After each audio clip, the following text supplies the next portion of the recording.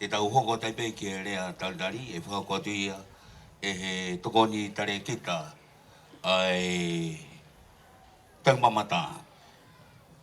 Pe whoki ki he anga whawhanua, pia moe tala tu whaholo, ko pulupaki moala ika. Io mei monga one, kaliko pau, pe whoke vai ko toko mea, mei lo whanga. Tapki e awhio ai tolu tahai o tua i o tau lotu lotonga. Whatulo at pia moe kelekele e kini.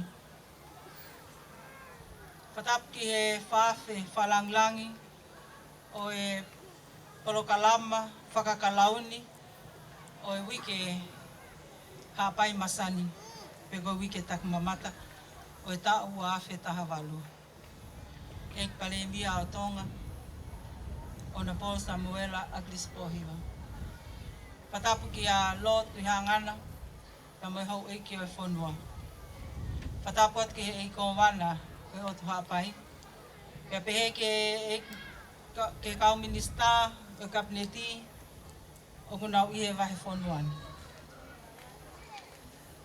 Patapu atu pea moe kautaki o ngahi preanga, ngahi potongawe ai preanga, pea pehe foki ki he Palestini, o e komiti hapai masani. Pea moe komiti o ngau whalele ai polokalama o e wike mahuinga koini. Whatap mawahe ke kau whine mui ko nau lotolahi, ke nau kau i he whea auhi, o e wike hapai masani, o e wafe taha walu. He whoke whatapu atu, ke sola pea moe wulangi, pea ke he whewhine mo tangata e whonua o hapai, o kumo mea mai he whiafkoini ke tau whakakakato, ai polokalama whakaosi ko ia, i hono whakailongai ai polokalama, hapai masani, aia ko tau whanonga ia, kamata bea me he sāpate, ko hono hongfulu maafitu o sune, o kamanaki ki tau whakaosi i he pōkoini. Hange pe ko mo mea i, ko e taha o e ngahi whatongia, o e wike koini, ko e whakaari-ari, pe ko no whakailongai, ai mahu inga o e takimamata, ka mo e langa ngau e o whai he vai whonuani. Ka kou whiawhia ke whafofongai ai tokon palemia, ko ek minista ia ke ngahi ngau e lalahi, takimamata, anga whawhonua pa mo e tala tuk whaholo, o na bol se misi sika, pa pe ke tale ki te pule, i ono tari-tari, whiawhia o e wheituna, whawhalanglangi e whiafkoin, o ku mahino pe ai taulua e ngahi whatongia e wheituna, ka koho mea he whiafkoin, ka mai poupou whai pia mea lotu hangana, o igno pele o whonua. Ki he whakaai-ai, mono whakamanakoa, ka mono puke-puke, o e mahauinga ia, ai vai whonuani, ko e whakailongai, o e amanaki hokosia, ai aho alo i ko ia, o e hau e whonua. Pea o ko whiwhia ke taritari lelei ki mou tolu i he whiafkoin, i ho mou mea mai, tuku o mou ngahi mo ua, ka mou kau mai ki he whailonga i o pōkoini. E taim tatau ko whiwhia ke whawhawhangai no taritari, o e kakai, o e whanua he o tutongani, o mou mea mai ki hapai veu, o e amanaki whailonga i ai konfelenisi hono hiwa ngofuru maanima, o e sias vesiliana tau ataina o tonga. Pe fia foki taritari ai kau whamau, o amanaki nau whakaosi hono whakailonga i peko hono whakamau i o e polokalama whaike eke o amanaki whai he whiawhini.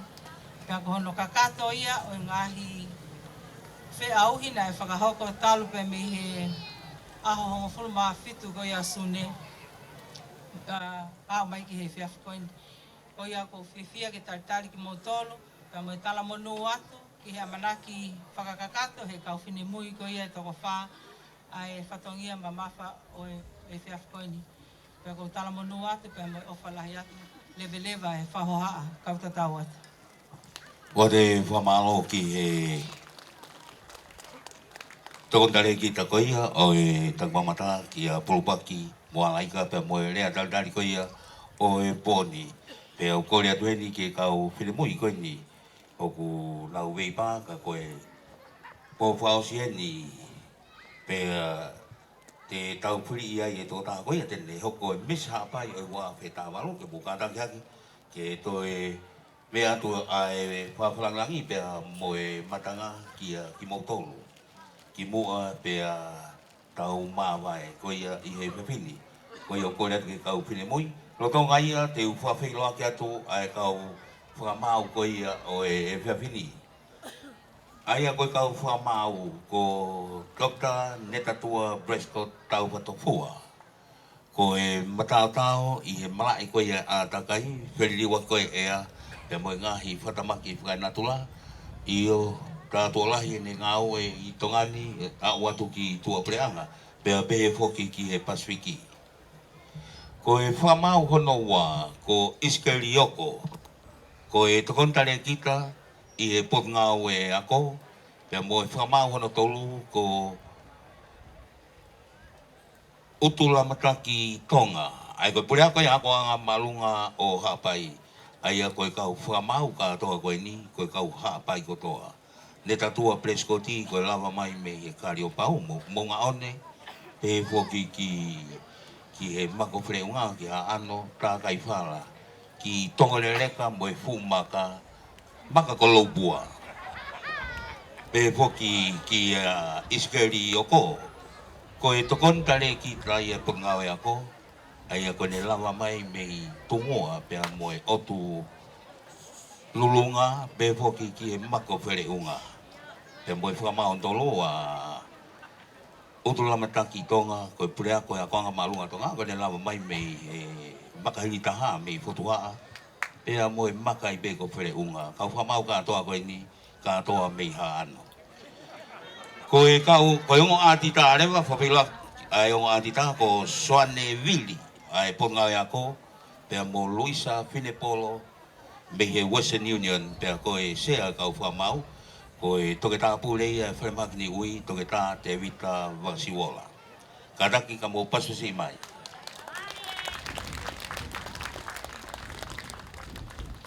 ko ia ko e mau pe ka u fili moi mo ka ta ka ke ki funga Stacy o te pe famalo ke ngai ka ta na u to ni mai ka ki ta wiki o hapai masani hapai tourist association pe foki ki Friendly Island Shipping Agency ai visa pasu si mai ko e Miss Pevita Guest House Mele halai valu vi malapu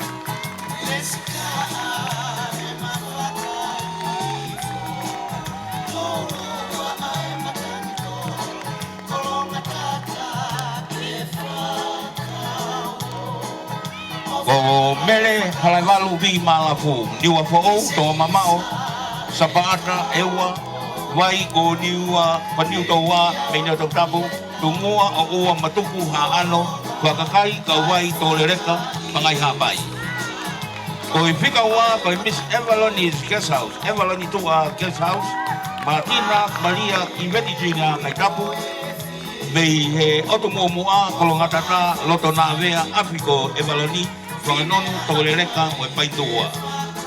Ko fika tolu ko Miss Lucky Boat Restaurant Ivoni me fo I kuisui tohi.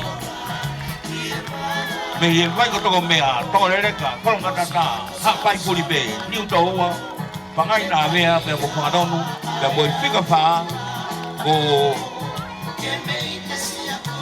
ane ofa pulu me Tolereka Ivo funga ulutolu moitoa funga moefa ea mo lei ma rua vavau ko Miss Ministry of Tourism ane ofa pulu ko ia mo kana ke toe pato si mai ki ka file mo igani tu ko api mo no masani kana ulava mai ke popo o patalo ke mai mo ko ia tak mamata ha pai masani e wa fe tawalo teu puno malo bito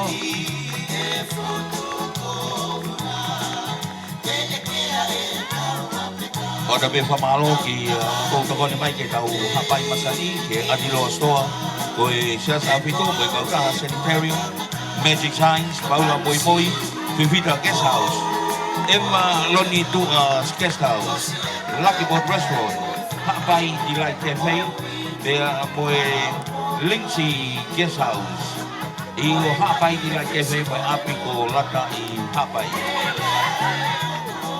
Bea foki moe whamalo ki kautaha no koe a koe Fair and Square, Finance o tonga lere ka, matui koe kautaha no enu ngautari e no lere. Fica telefoni koe Valvitol na tol tafa, koe fica telefoni Valvitol na tol tafa, kautaha no lere ia koe Fair and Square, Finance o tonga lere ka.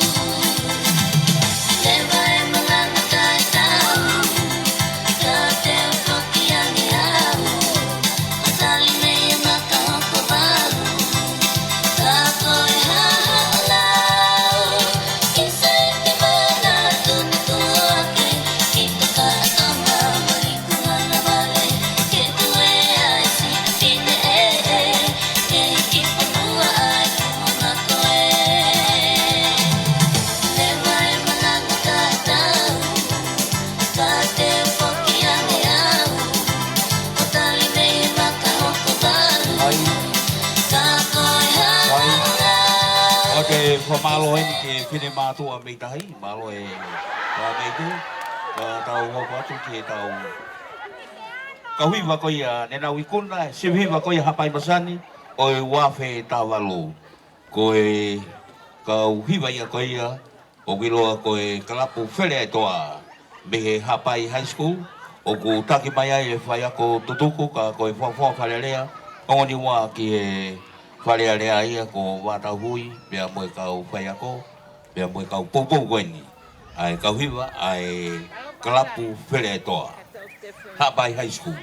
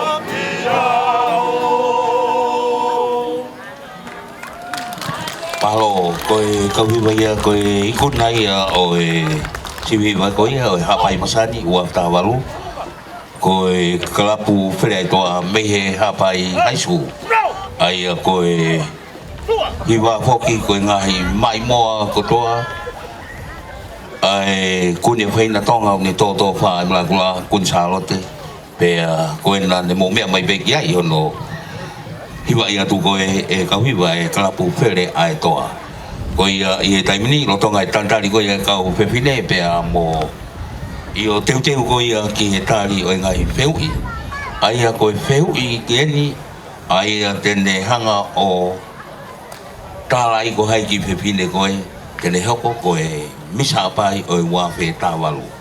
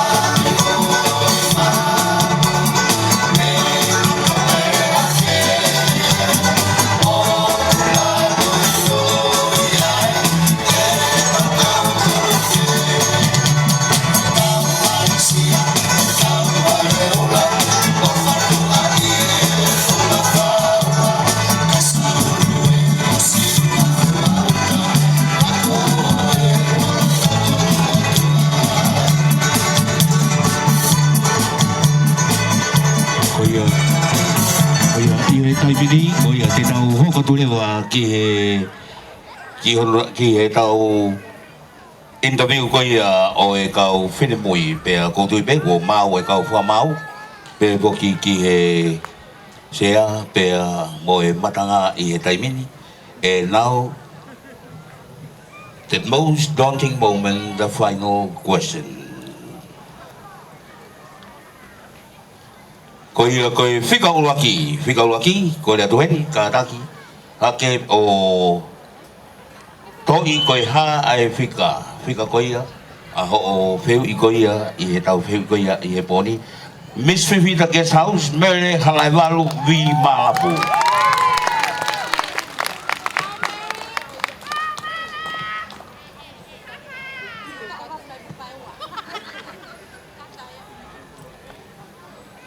Fika tolu, ko wheu I Mere Halaiwalu, Vi Malapu, ko Miss Fifita Guest House. Your question, pe teke whaitariha pe teke tari whakatonga, pe teke tari whapalangi. Aia koe whewio pen, koe whikatolu. What are the main sources of livelihoods in Hapai? How can we ensure that those sources of livelihood are protected and widely managed for the use of all of Hapai Masani people? Koe ha ai ngahi mawanga moui I Hapai ni. Koe ha ngahi mawanga moui Hapai ni, e anga whewhe, e tau whapapaui, e tolonga mo tūloa ai ngahi mawanga moui koe ni, mei ngātai, mei tōkanga, mei wharehanga, mai kaha o koe a Hapai. Koe ha ai ngahi mawanga moui I Hapai ni, pe ai anga whewhe, e tau whapapaui, e tolonga mo tūloa ai ngahi mawanga moui koe ni, mei ngātai, mei tōkanga, mei wharehanga, mai kaha o koe o Hapai. Malo Vito, ko taha ngai maonga mo ui pe koe te whitoi maonga mo ui o Hapai ni, koe lalanga I whalehanga. Pe aua pe ke ai ko tōkanga, pe tōrga ai ko ngātai. Ko ngahi te whitoi maonga mo uia o e kakai o Hapai I he ngahi ahoni. Pe a koe mahu inga ko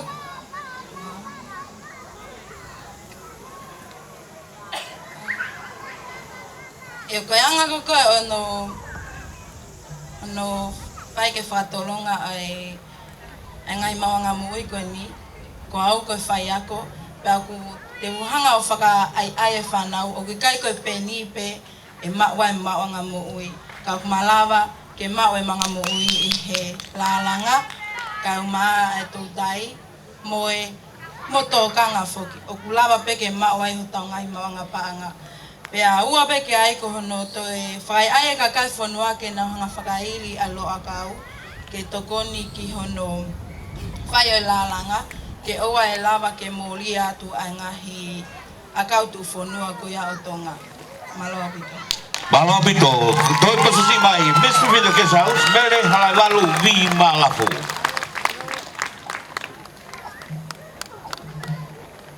Miss Evelyn Tua Guest House, koe whikawa ia Martina Maria Iveti Jr. Kaitapu. Whikawa. Whaua whalelei ho wheu I, pa te ke whaitariha pe te ke tari I whapalangi, pe koe whatonga. Aia ko wheu I o beheni, what are the important cultural and historical sites in Lifuka? And what would you do to preserve these sites if you were Miss Hapai Masani? Koe ha a ngai mātanga I loa o Lifuka. Koe ha a ngai mea, te ke whai ka pau te ke Miss Hapai Masani, ke whakatolonga ai a ngai mātanga koe ni. Koe ha a ngai mātanga I loa o Lifuka, pea koe ha a ngai mea koe te ke whai ka pau te ke Miss Hapai Masani, ke whakatolonga ai a ngai matanga koe ni. Thank you, Nola, for the question. If I'll be crowned as Miss Hapai Masani tonight, what would I have to do to preserve the cultural and historical sites here in the Lifuka? The first three sites that I can think of this time is the Port-au-Prince, the Velata Fortress, and also the Tauaki Pulu. These sites, it holds the identity and the past of a nations or a culture, and also for us, especially myself as a student, we had not experienced the past of Hawaii. For example, the Port-au-Prince was here at Hawaii, and I couldn't know what would happen. But due to these sites, I can able to read some notes and some ideas that I can see, and I know for sure what happens on that side.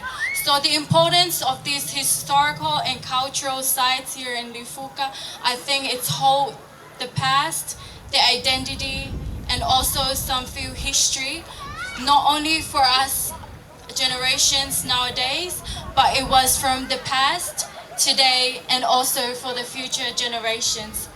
What would I do if I would be crowned Miss Tapai Masani to conserve or to preserve these sites, the cultural or historical sites? I would like to be the first role model in encouraging the youth, especially in my village, to get along and get to those places such as the Port-au-Prince, the Velata Fortress, and also the Tauaki Pulu, to make it nice and clean, keep it tidy, and also ask for government awareness, and able to make up some fences to protect those areas. Because if we do not look after those areas, I know for sure that a future generation wouldn't experience the past and the history and identity of our cultural and historical sites. Thank you to our father. Thank you, Miss Evelyn Tua, Guest House, Martina Maria Ivedi Jr. Kaitapu. Papaluan Miss Evelyn Tua, Guest House. Fikatolo, Miss Lucky Boat Restaurant, Ivoni Meafoi, Queensland, Tohi.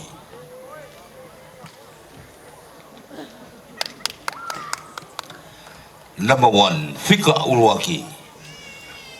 The issues and problems of drugs are getting worse and affecting the people of Hawaii. What is the relationship of the drug issues with the Hawaii Masani? Again, the issues and problems of drugs are getting worse and affecting the people of Hawaii. So what is the relationship of the drug issues with the Hawaii Masani? And what would you do if you were selected Miss Hawaii Masani to encourage the youth of Hawaii not to touch, not to smoke, not to sniff, or eat drugs? Koe ha ai whelawei ai palopalema o e whaito o kona tapu mo e Hawaii Masani. Ka pau te ke hoko ko e Miss Hawaii Masani, koe ha ha mea te ke whai ke taopi ai ala e tō tupu o Hawaii ki he mea whatu tāmaki koe ni ai whaito o kona tapu. Koe ha ai whelawei ai palopalema o e whaito o kona tapu mo e Hawaii Masani.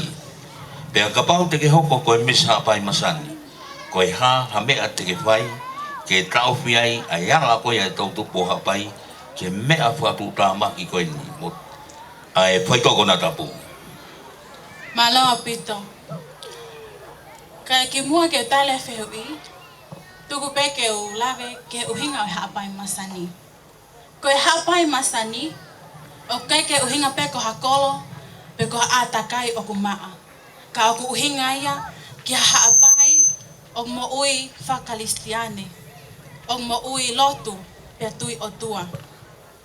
Koe whewhika raki, koe ha a whelawei, o whaito ko na tapu, pe mo e Hawaii Masani. Mono kaunga kowi.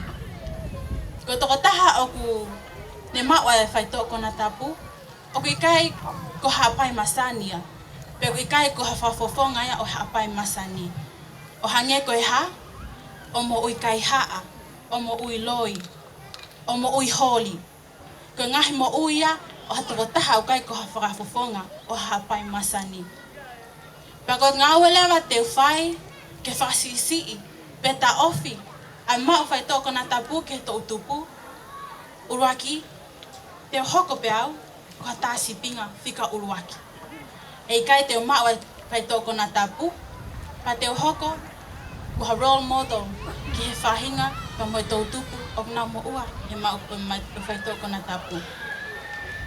Pa te u tokoni, kia ki nau tolu, ke u kamata hono ngawe aki, ha funky workshop, pe ko ha whakataha anga, e whakaai ki nau tolu, ke nau fia, pe whamoleki kai e nau taimi, o i kai ke nau whakaukau i, a whai tō kona tapu. Pa te tokoni ka te ki nau tolu, ke nau mau hangahi ngā ue, mo whetu taki ki hangahi pule anga, te nau lawa ke whakai ai whanau, pa mo hakotup e whanua, ke nau mo ui whakalistiane, ak e nau whoki he lotu, mo nau whalala o tuang. Koia pe malo. Miss Lucky Boat Restaurant i woni mea fo'o i Queensland tohi. Ka koe whika whaasi whika wha. O se mai no pe koe whika wha, aia oku koe Miss Ministry of Tourism. Ko ane ofa polo. Whika wha, ane? Ko whihui o beni. And your question goes like this: beauty is according to what we see. Could you explain what the Bible say about beauty? What would you do to maintain that beauty if you were selected Miss Hapai Masani? Again, beauty is according to what we see. And could you explain what the Bible say about beauty? What would you do to maintain that beauty if you were selected Miss Hapai Masani? Koe talavou, koe hoi hoi pua, ke sio ai mata. Iyo koe talavou, koe hoi hoi pua ia ke sio ai mata. Wha matalange ki he lau ai folofola, ki he whewhine hoi hoi pua. Pea ke whakahoko ia ki he Hapai Masani. Iyo e whewhenga o whaongai, ho o hoi hoi pua, ke pōpō, pea mo whakahai ai Hapai Masani. Te uto e whangwatu, ko e talavou, ko e hoi hoi fua ke sio ai mata, pea ke whamatalange ki e lau ai wholofola ki e whepine hoi hoi fua. Pea ko e hārewa hamea te ke whaonga i ai ho hoi hoi fua, ke pōpō, pea mo whakaha ai Hapai Masani. Malo au kita. Hange koia koe whehu i whika wha. Ko talavou mo hoi hoi fua, ko mea ia i sio ai mata. Hange koia, koe lau ai wholofola. I lau ai wholofola ki hoi hoi fua. Haia i tohu parowe, na tau taha visto. Koe mata mata lelei, koe mea iau kai ala whalala ki ai. Ka koe hoi hoi fua, koe mea paha monofia. Koe whewhine, tui otua, a endia, i whakamaa.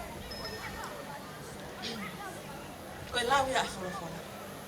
Koe hoi hoi fua i hianga i siu ho tau mata. Koe siu ho tau mata ki hataha o sino lelei. Koe hoi hoi fua ko hataha. O talavou, o ku teu teu. I hianga ia siu e mata, siu whakai kakana. Kai he lau ia koe a wholofola, o kai koe hoi fua ia ko hinga kai o tau eiko sisu kahasi. Koe hoi fua ia o talamai e wholofola. Ai toko taha ko ia, whewhine ko ia o apasia o tua. Koe whewhine o apasia o tua, o kuhanga hono kawa e ki wharelotu. Koe whewhine o hoi hoi fua, koe taha o mo ui whakatō ki lana. I he te hoko ko ia, ko hatasi pinga lele. Anga whewhe, e te hoko ko hatasi pinga lele. Ko te tasi pinga lele, e ura kamata pinga kita. Ka pau ko hatoko taha kita, ko te osimau e hoi hoi fua. Aki eni, e te apasia o tua. Ko te apasia o tua, e te tasi pinga lele.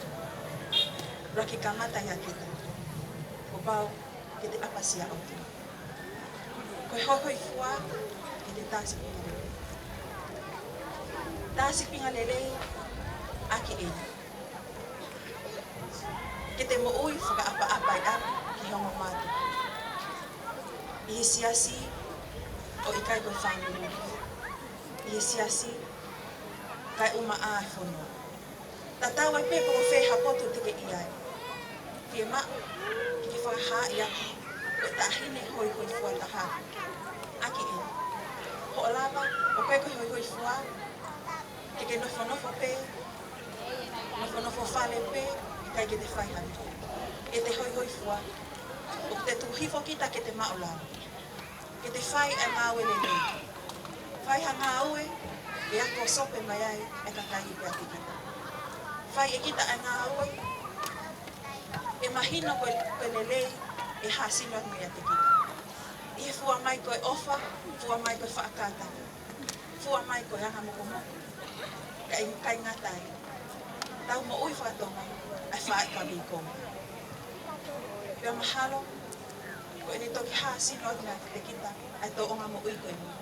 Pia malama lewe, ki te taha si pinga le lewe, ke aku ngoi hani iki. Koe ia pe, tua ofa iki atu. Ko ia Miss Ministry of Tourism ane ofa pulu ko e lavele ia ai tau interview famalo heni ke kau pepine ngai feu I whainga taa au pito ne oantu ke motolu na mo tari ka toa talelei pe mahino pe ai na mo o steu teu pe ke ngai feu koe na pe kua te whakamalo pe mo le loto honga pe paspasi mai kau pepine nau loto toa ka nau tari ngai feu I whainga taa ko ia ne oange koe ia kia nau tolu. Koe ia wate whamalo, ko le tingi ka pepine, ka mou mea ko mou mea ngā, lotonga ia tau tautari ki he kau LDS Youth, ke whako te nau whareari makehe, lotonga ia whako ai ngā we koe ia kau whamau. Mana tui, ko no tānaki, whakatoa ni koe ia o e ngahi māka, taru koe ia me kamata koe ia I he pōni te o au mai ki he pōni.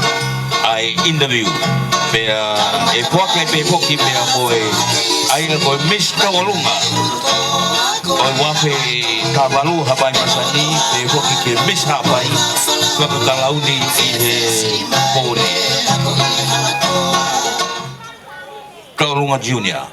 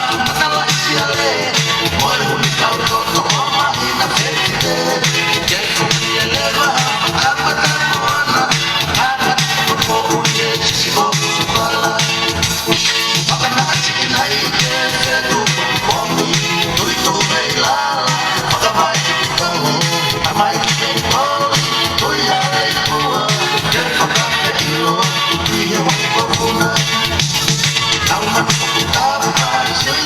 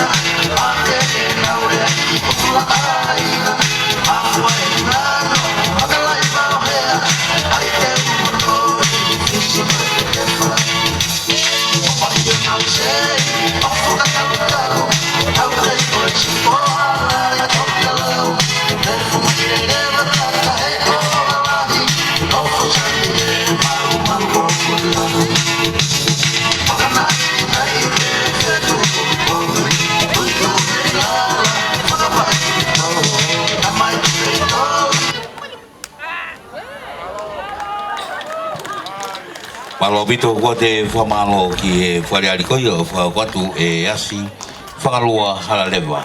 Pea whamalo te kau popo, pea mo kau tulawhare, pea fuki kau whakapare. Koi a lotong koi a tau tatari mo o tai pe ngai whaskoi a me DJ. Koi a malo CEO e meri te tuika. E ki a kupaki koe na mo rangi vi e. Au whiwit neta. O hapai o ne toi whamua I pe neo mo koe kulu ko tau kulu o kune I tonga tapu pēka koe sela kātinga pātū e nā whamuhunga nā sela kātinga langlampi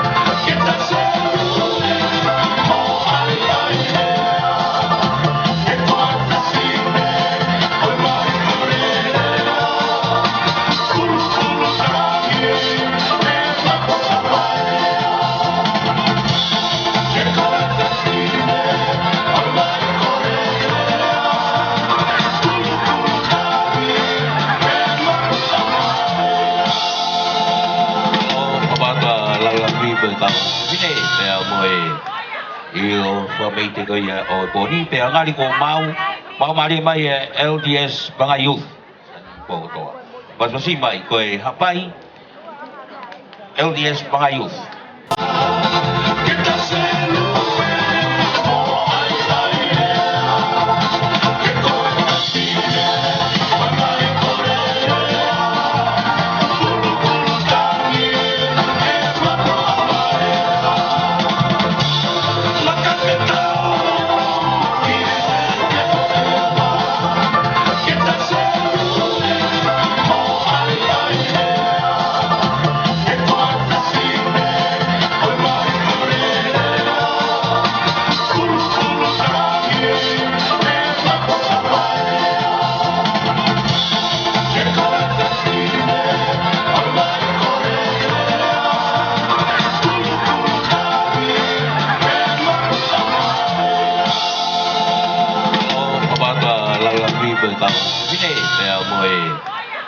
o whamei te koe o pōni, pe angari ko mau mari mai LDS Banga Youth.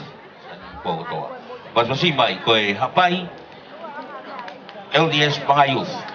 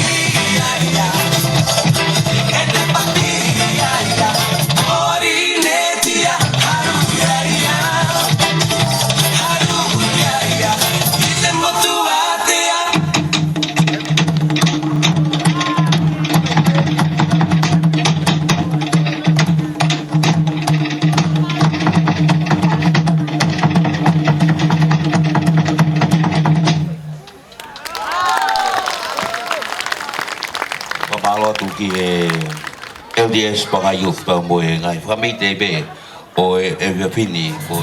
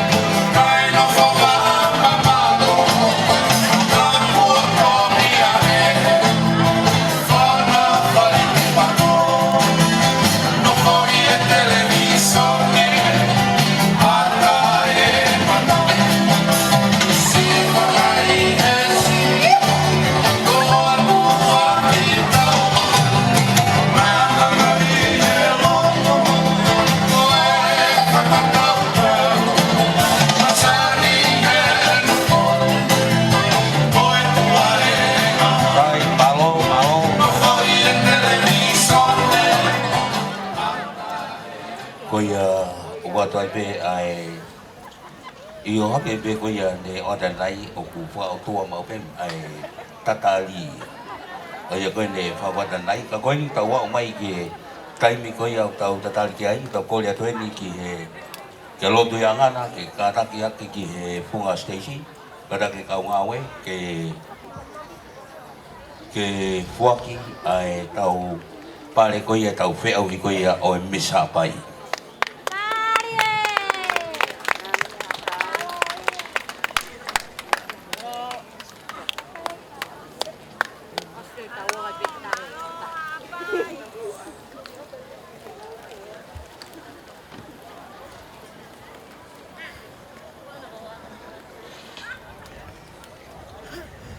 Kadang mai pe mo tau fine moi to fa ki he punga station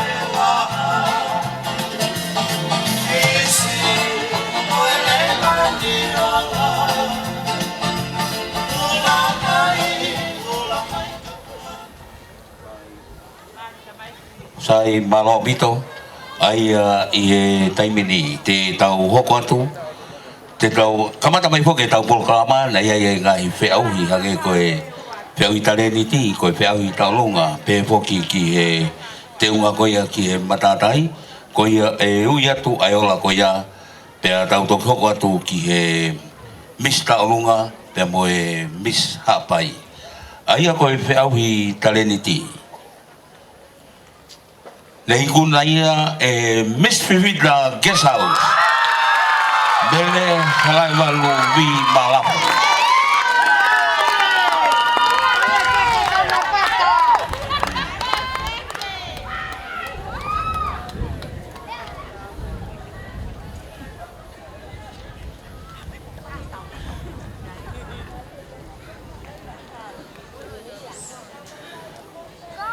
Ko Miss Best Island Creation. Maui Miss Lucy Boat Restaurant, Miss Ivone Merfo in Queensland Tohi. Ko Lucky Boat Restaurant. Lucky Boat Restaurant.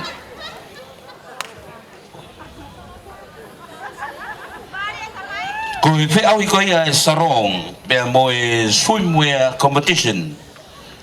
Ikuna ia Ministry of Tourism Anne of Apollo.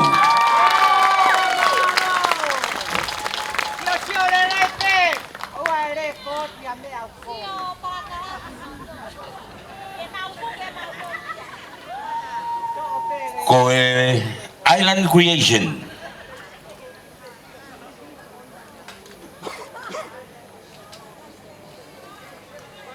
Ko fiawi talenti ai ko suya te talenti ka tau ko tau olunga ini ai ko fika fa mauia Miss Vivida Guest House mele halavalu vi malapu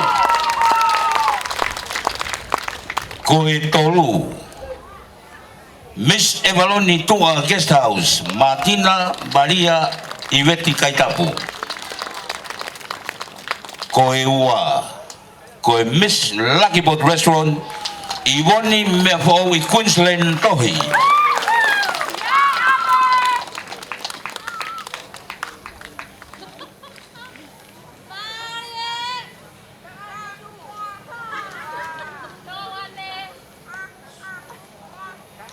Pe ko ikuna lewa o Mr. Olunga ko Miss Hapai o ikuna ia Miss Ministry of Tourism Anne of Apollo.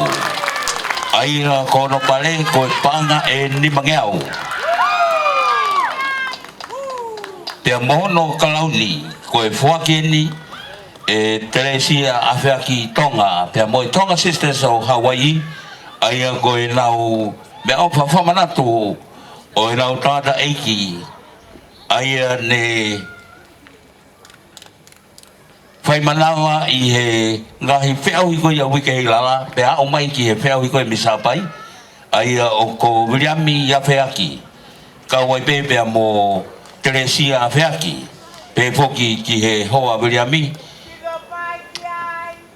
ko ia watu karaki to e pasipasi mai Miss Ministry of Tourism Miss Taurunga Miss Hapai o wata walu ane ofa pulu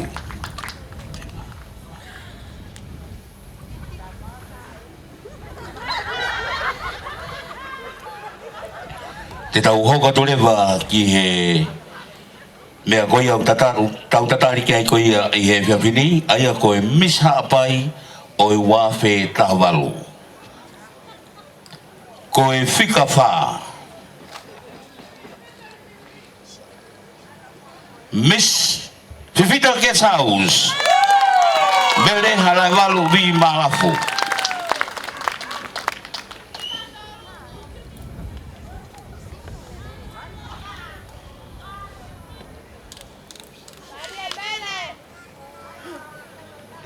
koe ses koe ni pe koe awhi koe ne kau whewhine fuakia koe akalelei a ala ki hifo pe a moe kau whewhine koe ia hapai popong mai ki he hapai masani oi wafta walu aia kung toi pe a ngo whewhine koe ne toko ua koe Miss Lucky Boat Restaurant pe a Miss Ministry of Tourism karaki ka mo ki kadang ki moa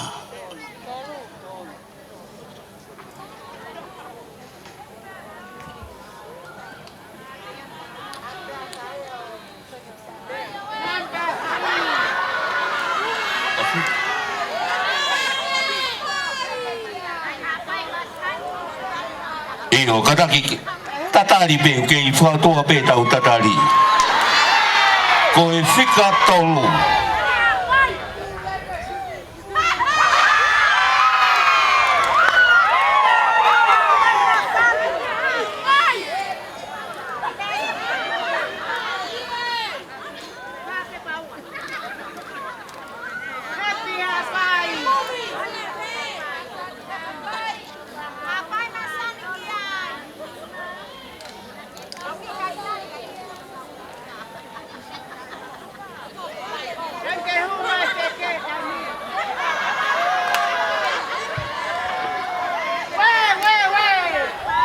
sai koe whika tolu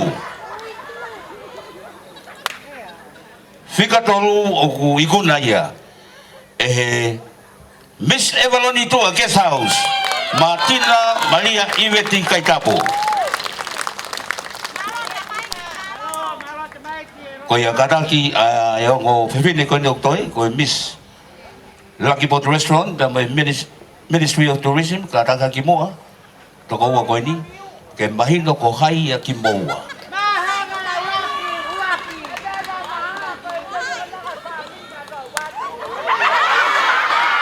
koe taha ia ki moa e whiri koe Miss Hapai o i wafe tawalu ke i mahu inga pe moe wā ka pau he kai ke lava e he whika ua ki o whai ono whatongia e koe tau e taha koe ia e whuaki lewa e whatongia ke hoko te Miss Hapai e whika ua aia koe tuu koe taimini koe Miss Hapai o i wafe tawalu o ku mau ia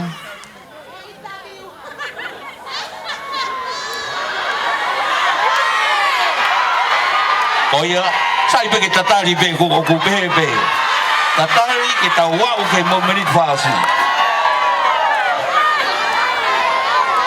tatari pe ke ta wau pe ke ikuna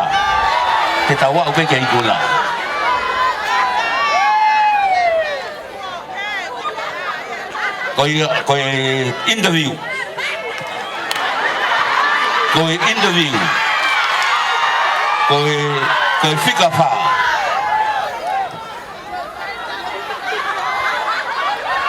Koe fika wha au ko mau ia e Miss Tourism. Ane polu. Koe toru, koe Miss Fifita Guest House. Mele Malapu. Koe ua. Koe Miss Evalontua Guest House. Koe ulua ki lewa Miss Lucky Boat Restaurant. Iwoni tohi.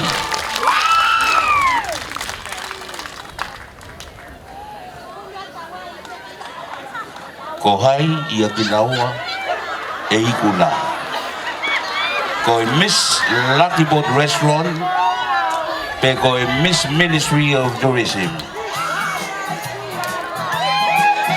Batu i ko hai pe e ikuna. Ko bisa apa ia pe koe ua ko ia o ua. Koe Miss Hapai. Oe ua pe tabalu. O ku mau ia.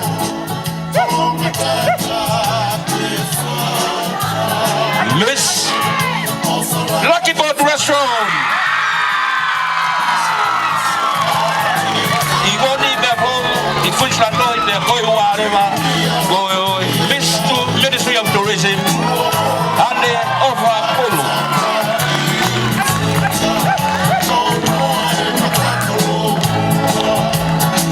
Miss Sabai oe ua pe tabalu. O kumakuia e Miss Lucky Boat Restaurant. Iwoni bepo i Queensland noi Pikawa. Koane ofa pulu. Miss Ministry of Tourism.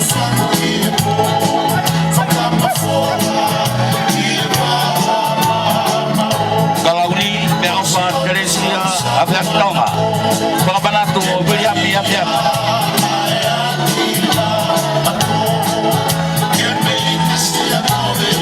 Koe whakapupoka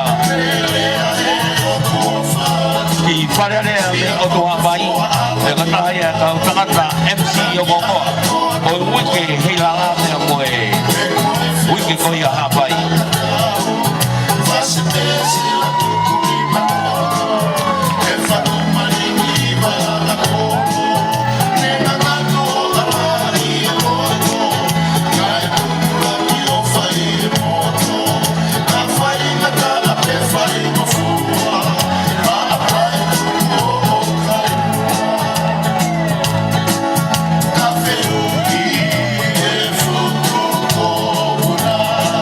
Masih baik koe Miss Hapai koe wap tabalu.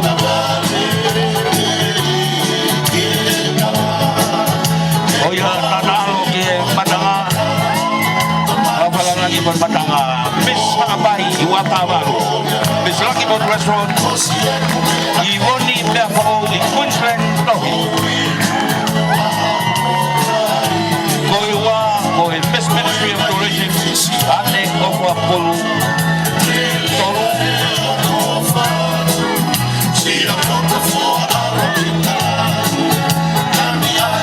Miss Maria i Ibeti Kaitapu. Miss Evalontua Guest House. Ba Mele Halvanu i Malapu. Miss Fifita Guest House. Koe Whikawa. Miss Ministry of Tourism. Ate ofa pulu. Koe hongo kalauni loa. Kalauni Misabai. Kalauni. Oe Mista Ulunga. Kia angarei Teresia Yaki Tonga Sisters Day Hawaii Whamalakuia o Kuiriape Yapeaki Koe pasasi mai ka wetine Mea mona ua whei Koe mea awhai a alaki hipu me kau kupite Paapai koe a Aotearoa Koe tapai masani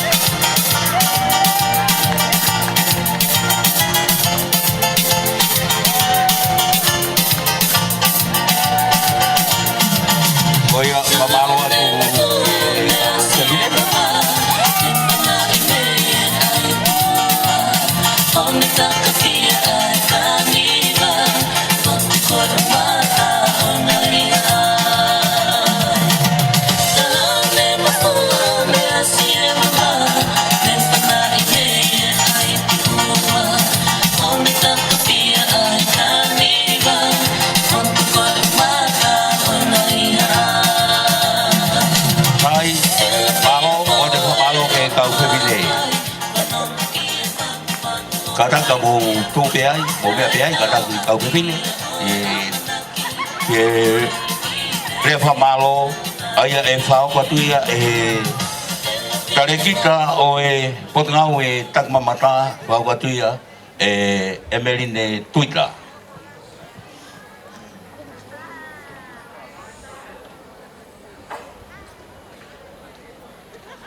Tapu pea moe a fio ai tol tahai o tua i tau loto nga. I he ene kātoanga ha pai masani wa noa tahavalu. Kai tuk mua ke to'o ai whainga maari e ko eni ke whakahoko atu ai whatongia o i whakamalo i he pōni. Ke whakaafi whakalangangi e palemia Samuela Aglispo Hiu. Tai whetu kua ai whakamalo, ai tuunga mātua, mo tuunga whine mātua, e komiti o e haapai masani, ua noa tahawalu. Koe ui, koe pou ai pure anga, ke hake aki a haapai, ke kamata, i he ua noa tahawalu, ai polo kalama masani. Whawheta i ki he eiki, ki he pou lelei koe ia. Whamalo atu ki he eikno pere, pea moe hou eiki o e whonua. Koe uhi koe ofa i haapai, o kutuku ai ai taimi, ke uhinga ke mea mai i he pooni, o whakalangi ai kātoanga tutuku o e festivalo haapai masani. Pehe ai whakamalo ki a tek motolo no kotoa, ai kau whakamao, ai kau sponsor, ala ki hihifo, whanau mo mokopuna hau eiki, ki he pou o kwhai mai, koe uhipe, koe ofa ma kehe ki haapai. Ka i mu aki ai whamalo e pōni, ki a teki motolo no kotoa, o molo nuku, i he pangai o e pāka ko e ni, ko e kau haapai o mou. I heni, i he pōni, ko e pōpō ki he ngahe ngāue ko e ni. O ko tomu atuku ato ai kore wha more ki a tek motolo no kātoa. O kui kai ke mouhanga motolo mea i e whini motua koe ni whakahau haa. Ka koe whini motua haapai pe. Ko e kukole whakamole he ngari tuai ai a o mai ai waka ki haapai ni. Ka kou whaamu pe ka tau tutuku i he pōni o kui ai mahino o kutuku ke mototo o atu. O kui a hono tokanga e makehe, tokanga e kina makehe o haapai. Ko eik pale mia hange ko ia mo os mea I, ko tangata haapai pe. Ko e kovana, ko tangata haapai. Pea ko e mei, ko e pure anga tonga, ko e kau haapai. Pea ka pau koe ke nau haapai, ko e pōni ko nau haapai ko toa nau tonga. Whamalo atu ki ho mou kātaki, whamalo atu ki he mou mau ai amanaki lelei. Ia e palomese ai wholofola, ki a teki motolo no kotoa. Sere mai wahiwa ves taha, he oku o ilo ai palani ki a te koe. Koe palani ki he lelei, I kai koha palani ki he koe. Koe palani ki o atu ai kahao, pia moe amanaki lelei. Pea makatuunga pehe ai pe, ai whakaamu, ai potngau e tak mamata, pia moe ngahi kaweinga o kuto o to o mai, ke uhinga ke whataki ake ai whatongia langa hake I haapai. Koe whatongia ko e ni, te maulawa o pōpō ki ai, o kapau te mauloto ki ai. Koe tukupā o e pōni, te mauhanga, pia moe komiti, keke ngata pe komiti tak mamata, ka koe komiti langa whakalakalaka a haapai, ai au kau pe ki ai ai e kovana, pea pehe foki ki he homo whakafofonga kakai, pea moe hoe ki no pere, pea mo ki nao tolu tu ki mua, I he ngahi kautaha kehe, kau ki ai Finawata Palestini o Association kon ke tak mamata ke nga ke fai hanga he fotutu e kau lele ke langa whakarakalaka ha ke hapai kai ke aha lea e mo ua ko e fie whakahoko atu pe ai ofa lahi atu au pito ke tek motolo no kotoa pe tau whakaamu ko e tau kahau feituta tau pe e te mau ha katoanga to e fie ange mo masani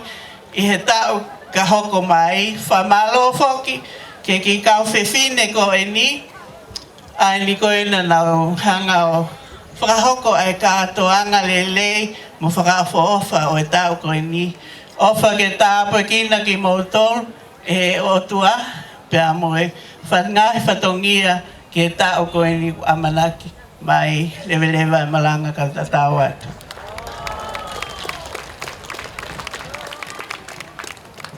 Pamalo tawito ki he CEO o e pungai tau pamata Emeline Twitter ka e kore be ke whewekau ke Sony V ke whakao lewa e tau Polkalama.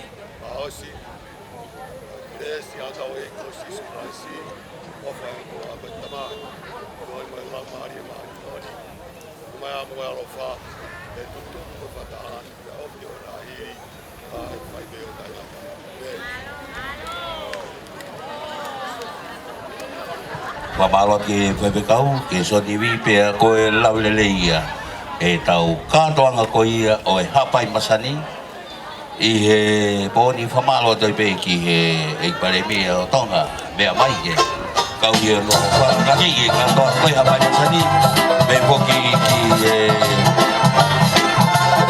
tui hangana mo e ki mautol kātoa te mo ngapa mai i he pōni whamalot o kau te pine kau whamau Panatui ka pape ki tau tau me mo ana i kai tau pe makana going on and pe te lava. Don't worry, be happy. Happy pasan ki ai ka tau foki he ki he. Kau mai atu tau pe tau kia. Ko mana tau apa he ki ala se bauta. O mana tau foki he ki he tuki ko ne ma o bua pa.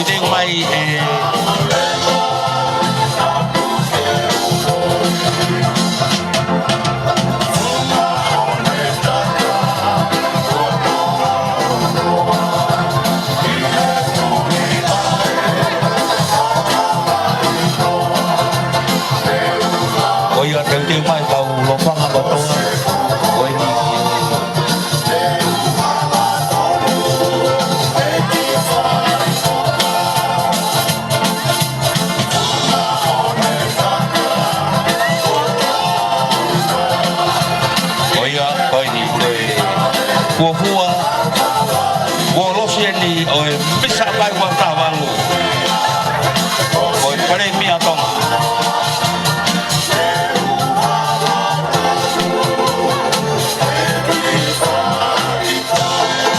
Ivoni, Meafo, in Queensland, Nohi.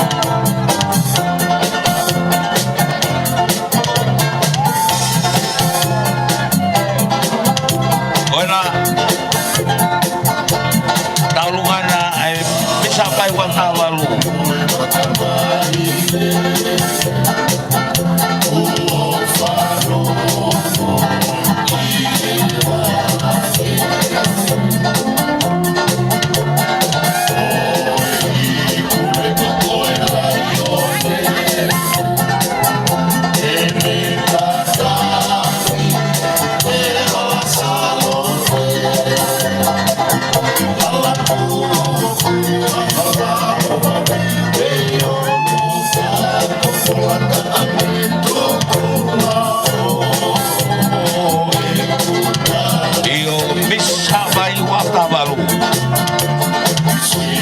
Ivoni mea fo o Queensland Novi. Vai kono mea tole reka kolonga tata. Papai puripe. Liuto ua. Pangai na vea. Pangalon.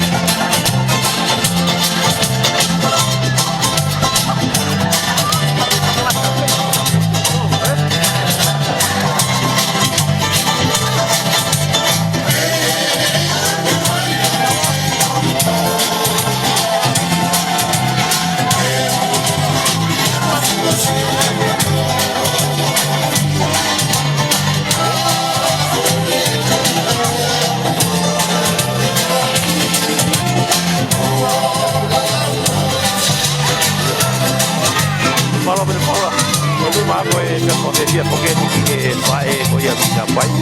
Saya mau anak top. Kalau bagi ko ya. Dah ini pada kalau ni lagi ko tinggal ya. Siapa itu? Siapa makan dia? Oi makan baru. Ya. Dia kata bae bae di bawah kita mai tu kita buat Dapat mengatai nak goyang apa yang kan. Saya dah menolak